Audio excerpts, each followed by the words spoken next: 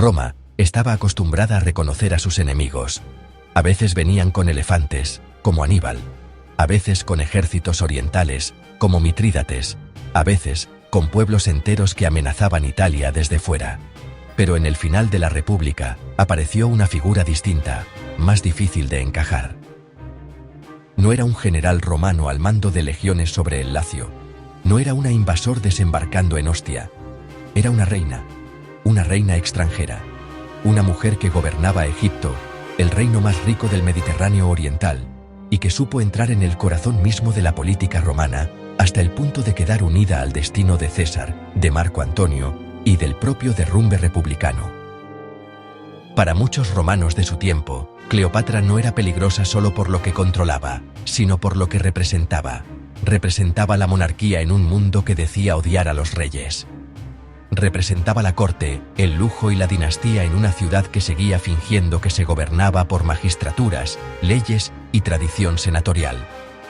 Y representaba, sobre todo, una pregunta que Roma no quería hacerse de frente. Si la República estaba cayendo, ¿era por culpa de una reina extranjera o porque los propios romanos llevaban décadas destruyéndola desde dentro? Antes de convertirse en el gran rostro oriental del final de la República, Cleopatra fue, ante todo, hija de una dinastía agotada y heredera de una casa donde el poder casi siempre olía a intriga, expulsión o sangre. Pertenecía a los Ptolomeos, la familia de origen macedonio que gobernaba Egipto desde los tiempos posteriores a Alejandro Magno. Su padre, Ptolomeo XII Auletes, había conservado el trono con una dependencia creciente de Roma, y esa herencia pesaba tanto como la corona misma. Cleopatra no nació en un reino soberano y seguro, sino en una corte donde todo estaba atravesado por las deudas, las facciones y la necesidad constante de respaldo exterior. Cuando Ptolomeo XII murió en el 51 a.C., Cleopatra accedió al trono junto a su hermano Ptolomeo XIII, un niño mucho más joven que ella. Según la costumbre ptolemaica, es probable que ambos quedaran asociados también como esposos dinásticos. Lo importante es que Cleopatra intentó gobernar con iniciativa propia desde el principio. No parecía dispuesta a ser una figura decorativa ni a dejarse controlar por los hombres del entorno de su hermano. Durante un breve tiempo actuó casi como soberana principal, pero esa posición provocó una reacción inmediata. En la corte alejandrina se movían consejeros, administradores y facciones enteras que preferían un rey niño manipulable a una reina capaz de mandar de verdad. La tensión no tardó en romperlo todo. Cleopatra chocó con la camarilla que dominaba al joven Ptolomeo XIII, encabezada por Potino, Teódoto de Quíos y el general Aquilas. Aquel grupo logró apartarla del centro del poder y forzar su salida de Egipto. Cleopatra no perdió el trono solo ante su hermano, lo perdió en realidad ante la maquinaria palaciega que gobernaba en su nombre. Cuando Cleopatra fue apartada del poder y obligada a exiliarse, su historia entró en una fase mucho más peligrosa. Ya no era solo una reina joven intentando afirmarse frente a una corte hostil, sino una soberana destronada de hecho, obligada a reunir apoyos para volver. Mientras en Alejandría el entorno de Ptolomeo XIII controlaba la situación, Cleopatra trataba de reorganizar fuerzas fuera del corazón del reino. Su conflicto seguía siendo, en apariencia, una guerra familiar por la corona de Egipto. Pero en el Mediterráneo de aquel tiempo ningún trono importante podía resolverse al margen de Roma. Y precisamente entonces la República Romana se precipitó hacia una de sus crisis más devastadoras. La guerra entre César y Pompeyo había roto el equilibrio del mundo romano. Tras su derrota en Farsalia, Pompeyo huyó hacia Egipto, esperando encontrar allí refugio, o al menos una recepción favorable.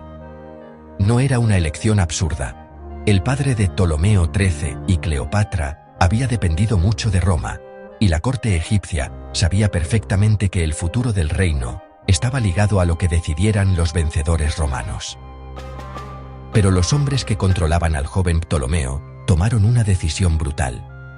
Pompeyo fue asesinado nada más llegar, con la idea de ofrecer a César un gesto de sumisión política y ganarse así su favor. La maniobra, sin embargo, fue mucho menos inteligente de lo que parecía. César no vio en aquello una muestra de lealtad elegante, sino un crimen torpe y desagradable, impropio de quienes pretendían presentarse como aliados útiles. Su llegada a Egipto transformó por completo la situación. De pronto, la guerra interna de la dinastía ptolemaica dejó de ser un asunto puramente alejandrino y pasó a cruzarse con el destino de la República Romana. Cleopatra comprendió enseguida lo que estaba en juego.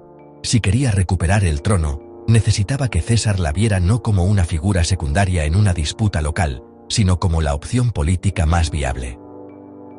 La tradición antigua adornó ese encuentro con una escena célebre, la de Cleopatra entrando secretamente para presentarse ante César, envuelta según unas versiones en una alfombra o en un saco de tela. Cleopatra supo presentarse con audacia, inteligencia y sentido de la oportunidad en el momento más decisivo de su vida. Lo que siguió no fue un simple episodio romántico, sino una alianza política de primer orden. César decidió apoyar a Cleopatra frente a Ptolomeo XIII y su entorno, y ese apoyo desembocó en la guerra alejandrina, donde se decidiría quién gobernaría Egipto y bajo qué relación con el nuevo poder romano. Al final, Cleopatra recuperó el trono. Ptolomeo XIII murió durante la guerra y ella quedó de nuevo asentada en el poder, ahora asociada a otro hermano menor, Ptolomeo XIV, siguiendo la lógica dinástica de la casa tolemaica. A partir de ese momento, Cleopatra ya no era solo la reina que había vencido a su hermano. Era la soberana que había regresado al poder gracias a la intervención del hombre más poderoso de Roma. Poco después nació Ptolomeo XV, conocido como Cesarión. Para Cleopatra, aquel niño reforzaba la continuidad de su línea y daba al régimen una potencia simbólica extraordinaria. Para Roma, en cambio, el asunto era mucho más delicado. La idea de un hijo ligado a César y a una reina oriental no podía ser neutra en un momento en que César acumulaba honores inmensos y despertaba ya sospechas de aspirar a un poder que sobrepasaba las viejas formas republicanas. Aunque César nunca reconoció formalmente a Cesarión como heredero en términos romanos, su sola existencia añadía una dimensión dinástica al problema, y eso, en la cultura política de Roma, era explosivo. La estancia posterior de Cleopatra en Roma contribuyó a intensificar esa incomodidad. Una reina extranjera, vinculada íntimamente al dictador, presente en el entorno del hombre, que muchos empezaban a ver como demasiado poderoso para una república que aún pretendía odiar la monarquía. Cleopatra no atacaba Roma con armas. Pero su figura empezaba a quedar asociada al ascenso de un poder personal, familiar y casi regio dentro del corazón mismo del sistema republicano. Cuando César fue asesinado en el 44 a.C., Cleopatra perdió al hombre que había hecho posible su restauración. Pero no perdió su ambición, ni su inteligencia, ni su lugar en la gran crisis del mundo romano. Al contrario, la muerte de César no cerró su historia con Roma. La volvió todavía más peligrosa. La muerte de César no devolvió la estabilidad a la República, la dejó todavía más expuesta. El vacío de poder se llenó con nuevas alianzas, nuevas venganzas y otra guerra por el control del Estado. En ese paisaje surgió el segundo triunvirato, y entre sus hombres fuertes destacó Marco Antonio, heredero político y militar de buena parte del cesarismo. Para Cleopatra, la lógica era clara. Si Roma seguía decidiendo el destino del Mediterráneo, Egipto necesitaba un nuevo vínculo con el centro real del poder. Para Antonio, también. Oriente podía darle recursos, dinero, prestigio y una base decisiva en la competición contra sus rivales. Su alianza fue política antes que romántica, aunque ambas dimensiones terminaran mezclándose de forma inseparable. De esa unión nacieron dos hijos y un proyecto común que daba a Cleopatra mucho más que protección. Le ofrecía la posibilidad de reforzar su dinastía y ampliar su posición en el Mediterráneo oriental. Y daba a Antonio una plataforma oriental de enorme peso. Con Antonio, Cleopatra aparecía como una gobernante que podía influir en quién dominaría el mundo romano y en qué forma lo haría. Eso la convertía, desde la óptica romana, en una amenaza mucho más seria. Porque el problema ya no era que Antonio estuviera unido a Cleopatra, sino que empezara a aparecer, a ojos de sus enemigos, un gobernante dispuesto a construir algo que se alejaba del lenguaje republicano y se acercaba peligrosamente a la monarquía dinástica. Para una parte de Roma, el miedo ya no era solo perder una guerra, era perder la identidad política de Roma misma. Cleopatra simbolizaba contra lo que Roma llevaba siglos defendiéndose, al menos en su discurso político, la figura del rey. Podía tolerar hombres con poder inmenso. Lo que no quería admitir era que ese poder se vistiera abiertamente de monarquía. Cleopatra era exactamente eso, una reina hereditaria, soberana de corte helenística, centro visible de una dinastía. Todo lo que en Egipto era normal, en Roma podía presentarse como una pesadilla política. Las donaciones de Alejandría, en el año 34, llevaron esa inquietud al máximo. Antonio y Cleopatra escenificaron una distribución de territorios y honores en una ceremonia fastuosa, donde Cesarión aparecía elevado como figura dinástica de enorme carga simbólica. El gesto tenía lógica para su proyecto político en Oriente, pero ofrecía a sus enemigos en Roma un material propagandístico perfecto. Y entonces apareció el hombre, que supo explotarlo con una eficacia extraordinaria: Octaviano. Octaviano entendió algo esencial. Si quería destruir a Antonio, sin presentarse como otro caudillo más en una guerra civil interminable, necesitaba transformar el conflicto. Tenía que hacer creer a Roma que no estaba luchando contra un rival romano por el poder, sino defendiendo a Roma de una amenaza extranjera. Y para eso Cleopatra era perfecta: reina oriental, monarca hereditaria, aliada del hombre que se le enfrentaba, madre de un posible hijo de César y cabeza visible de una corte fastuosa. Reunía todos los elementos necesarios para convertirse en el gran rostro del enemigo. Así nació, o al menos así se consolidó, la Cleopatra que iba a dominar buena parte de la memoria posterior: seductora peligrosa, manipuladora, reina decadente, amenaza exótica capaz de corromper a un romano. Antonio, en ese relato, dejaba de ser un contendiente político con base propia para convertirse en un romano degradado por Oriente. Era una jugada brillante. La guerra ya no parecía una nueva lucha interna entre herederos de César, sino una defensa de la identidad romana frente a una extranjera ambiciosa. Octaviano no se limitó a lanzar acusaciones generales. Dio además un golpe político de enorme eficacia al apoderarse del supuesto testamento de Antonio y convertirlo en un arma pública. El episodio fue ya en sí mismo escandaloso, porque el documento no estaba pensado para ese uso, y su apropiación tenía un carácter profundamente agresivo desde el punto de vista político, pero precisamente por eso resultó tan útil. Al exponer su contenido ante Roma, Octaviano difundía la imagen de un Antonio que favorecía a Cleopatra, que reconocía un lugar central a los hijos nacidos de esa unión y que, según la versión divulgada, deseaba incluso ser enterrado en Alejandría. El efecto fue devastador. Antonio podía ser presentado ya no como un rival romano con ambiciones desmedidas, sino como un hombre cuya lealtad emocional, dinástica y casi política se había desplazado hacia Oriente.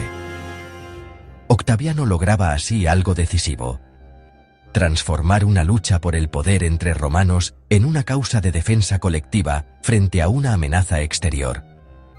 Cleopatra sí era adversaria real del bloque de Octaviano, pero al mismo tiempo fue magnificada como símbolo para ocultar que el verdadero combate seguía siendo, en el fondo, una lucha entre romanos por el cadáver de la República. Después de eso, la guerra podía presentarse ya no como la última gran guerra civil republicana, sino como una defensa de Roma frente a una amenaza extranjera incubada en el corazón mismo del poder romano. Con la propaganda ya en marcha, solo faltaba el choque decisivo que iba a decidir no solo el destino de Cleopatra, sino el de toda la República. Antes del enfrentamiento decisivo, Agripa, el gran hombre de mar de Octaviano, había desarrollado una campaña previa de enorme eficacia, apoderándose de posiciones clave y cortando comunicaciones y suministros de Antonio y Cleopatra. Esa labor debilitó su capacidad operativa, dañó la moral de su bando y fue encerrando a sus fuerzas en una situación cada vez más incómoda. Cuando llegó el momento decisivo, Antonio y Cleopatra no combatían desde una posición de plenitud, sino desde una situación ya erosionada por el desgaste, la escasez y las deserciones. El choque final llegó en Accio, el 2 de septiembre del año 31, frente a la costa occidental de Grecia. El bando antoniano contaba con barcos grandes y potentes, formidables como plataformas de combate, pero menos maniobrables. Frente a ellos, la estrategia de Agripa favorecía una guerra naval más móvil, más disciplinada y mejor adaptada a un combate prolongado. Durante la batalla, el equilibrio podía parecer incierto, pero el problema de Antonio no era solo táctico. Su posición estratégica era mala y su coalición empezaba a resquebrajarse. En medio del combate, Cleopatra salió con su escuadra en dirección abierta, y poco después, Antonio la siguió. Ese momento ha sido interpretado de formas distintas desde la antigüedad, como huida planificada, como ruptura del dispositivo, o como intento desesperado de salvar el núcleo político del régimen. Sea cual sea la lectura exacta, el efecto fue devastador. La salida de Cleopatra y Antonio dejó al resto de sus fuerzas en una situación insostenible. Lo que podía haber sido una derrota grave se convirtió en el colapso del proyecto entero.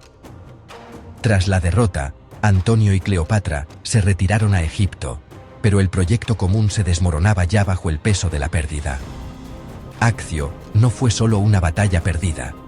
Fue el instante en que quedó claro que ya no existía fuerza suficiente para frenar el ascenso final de Octaviano. Y detrás de esa victoria estuvo, en gran medida, la mano de Agripa, sin la cual el desenlace militar de la guerra difícilmente puede entenderse. Tras Accio, Antonio y Cleopatra regresaron a Egipto con la esperanza de sostener todavía su posición desde Alejandría, pero la derrota había cambiado por completo el equilibrio de fuerzas. Ya no estaban reconstruyendo un poder, sino administrando su derrumbe. Cuando Octaviano avanzó sobre Egipto en el año 30, el final se volvió cuestión de tiempo. Antonio, hundido por la pérdida de apoyos, por el colapso de su proyecto político y por la sensación de que ya no quedaba salida honorable, terminó suicidándose. Cleopatra intentó todavía abrir una vía de negociación, buscando ganar tiempo y explorar si era posible salvar algo. Su propia posición, el futuro de sus hijos, o al menos una salida menos humillante. Pero Octaviano no necesitaba un pacto entre iguales, sino una rendición completa, y la reina ya no negociaba desde la fuerza, sino desde el borde del abismo. Cleopatra, poco después, también puso fin a su vida, evitando así ser exhibida como trofeo en el triunfo de Octaviano, un destino humillante que para una reina de su rango debía de resultar insoportable. Las fuentes antiguas hicieron célebre la versión del áspid y la muerte teatral, aunque los detalles exactos siguen siendo discutidos y probablemente nunca puedan fijarse con total certeza. Con la muerte de Cleopatra, desaparecía la última gran soberana del Mediterráneo oriental, capaz de ofrecer un foco alternativo de legitimidad, riqueza y poder frente al ascenso de Octaviano. Cesarión, el hijo que en Egipto podía presentarse como descendiente de César y como continuidad de la dinastía, fue eliminado poco después, cerrando así cualquier posibilidad de resistencia dinástica seria. Egipto dejó de ser un reino aliado o subordinado y pasó a convertirse en posesión romana, una incorporación de enorme valor estratégico y económico. Octaviano quedaba así dueño del escenario, libre ya del último gran bloque rival. Y ahí está la gran ironía histórica. La reina que había sido presentada como enemiga de la República caía precisamente en el momento en que la propia República, vaciada ya por décadas de guerras civiles, estaba a punto de dejar paso a otra forma de poder. Si te interesa la historia de la República Romana contada con rigor, contexto y sin tópicos, suscríbete al canal. Aquí no solo vemos cómo cayó cada enemigo de Roma, vemos también cómo Roma fue cambiando y a veces destruyéndose en el proceso.